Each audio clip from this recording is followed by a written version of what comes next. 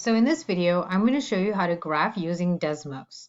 So we're going to want to open the version of Desmos that is the star testing version. So you're going to use that link that I gave you. And let's try graphing y equals 2x plus 5. So you can do that by clicking in this first box right here. And then we're going to type y equals 2x plus 5.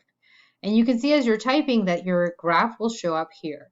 You can click on the graph and then move your mouse to move around this graph. The plus or minus signs on the right will allow you to zoom in or zoom out on your graph. If you click on a point on your graph, it'll show you the coordinates. So you can click on any of these points to see what point it is on your graph. Let's try graphing y equals 2x squared minus 7. So you're going to go to this box and you click y equals 2x squared minus 7.